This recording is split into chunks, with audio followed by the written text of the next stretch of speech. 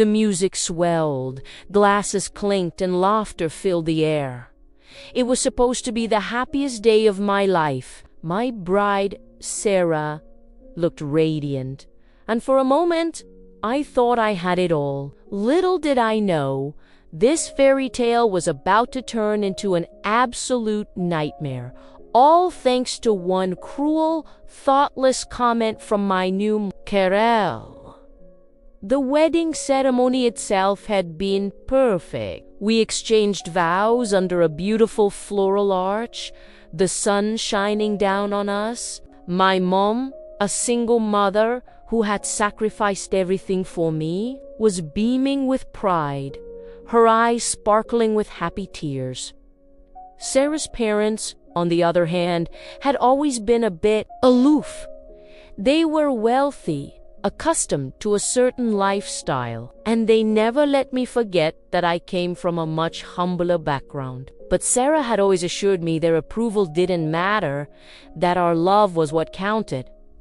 I believed her. I really did. The reception was in full swing at a lavish country club her parents had insisted on. Speeches were being made, toasts were being raised, and everyone was having a wonderful time. I was sitting at the head table, my arm around Sarah, feeling like the luckiest man alive. My mom was seated at a nearby table with some of our family friends. I caught her eye, and she gave me a little wave and a smile that warmed my heart. She looked so beautiful in the simple, elegant blue dress she'd spent weeks picking out. That's when Caro, my mother-in-law, picked up the microphone for her speech. She started with the usual pleasantries, welcoming everyone. But there was a smug, condescending smirk on her face that I'd come to know all too well. She spoke about her daughter's impeccable taste and her bright future.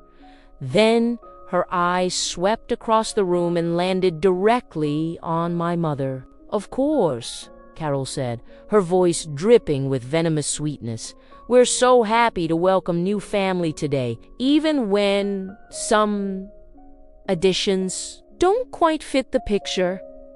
A few of her friends tittered nervously. I felt Sarah stiffen beside me. My smile started to fade. What was she doing?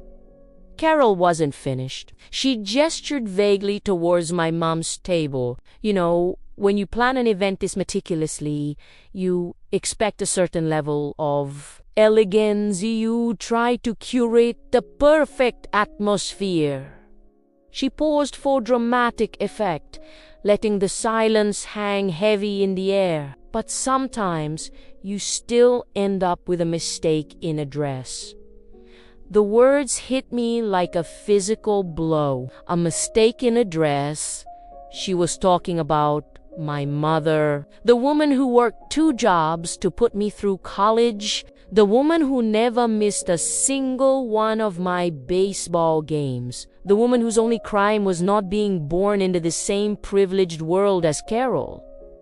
I looked over at my mom. Her smile was gone, replaced by a look of utter shock and humiliation. Her face was pale, and she was trying her best to seem unaffected, but I could see her hands trembling in her lap. The laughter in the room died down, replaced by a wave of uncomfortable whispers. Something inside me snapped. The joy, the love, the happiness of the day evaporated in an instant, replaced by a cold, white-hot rage. I felt Sarah's hand grip my arm, her nails digging into my sleeve.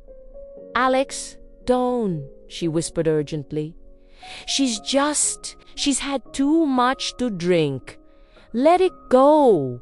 Let it go."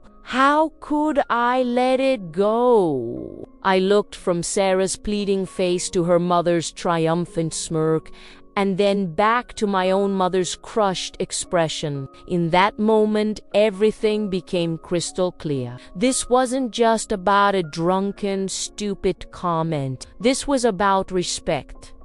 This was about a fundamental difference in values. This was a glimpse into my future. A future where my mom would always be looked down upon, where I would constantly be expected to apologize for who I was and where I came from. Slowly, deliberately, I pushed my chair back. The screech of the legs on the polished floor silenced the remaining whispers. I stood up, my eyes locked on Carol. I felt every eye in the room on me. "Excuse me," I said, my voice dangerously calm. I walked over to the DJ's booth and took the microphone from his surprised hands. I turned to face the crowd, my heart pounding in my chest. "I'd like to thank everyone for coming today to celebrate what was supposed to be a joyous occasion," I began, my voice ringing out with newfound authority. I thought today was about two families coming together, but it seems I was mistaken. I looked directly at Carol. Her smirk had vanished, replaced by a flicker of alarm. "You see," I continued, "the woman you just insulted, the woman you called a mistaken address, is my mother. She is the most hardworking, selfless, and beautiful person I know. She raised me on her own, and everything I have, everything I am, I owe to her. She is not a mistake." The only mistake here was me thinking I could ever be part of a family that is so cruel, so arrogant, and so utterly devoid of basic human decency. A collective gasp went through the room. Sarah was on her feet now, her face white as a sheet. "Alex, what are you doing?" she cried out. I ignored her and turned my attention to her father, who was looking at me with pure fury. "I'm sure you paid a lot for this party," I said to him. "So please, enjoy the food, enjoy the music, consider it a parting gift." Then I turned back to the crowd, my voice unwavering, because as of this moment, the wedding is off. The marriage is over. I dropped the microphone. It clattered to the floor with a deafening thud that echoed the shattering of my future with Sarah. Chaos erupted. Sarah's father was yelling, Carol was screeching, and guests were shouting in confusion. I walked over to my mother's table. She looked up at me, tears streaming down her face. But this Chimi, they weren't tears of humiliation. They were tears of pride. I took her hand. "Come on, Mom," I said softly. "Let's go home." We walked out of that reception hall, leaving the chaos and the wreckage of my broken wedding behind us. I didn't look back. That night, I blocked Sarah's number. I blocked her entire family. The next morning, I was on the phone with my lawyer, initiating annulment proceedings. It was swift and clean. The fallout was immense. Sarah's family tried everything. They called, they sent messages, they even showed up at my apartment, Sarah cried, and begged, saying her mother was sorry, that it was all a misunderstanding. But it wasn't a misunderstanding. It was a revelation. It showed me the truth of who they were. Choosing my mom was the easiest and the hardest decision I've ever made. It cost me a marriage, but it saved my soul. I learned that day that true family isn't about blood or marriage certificates.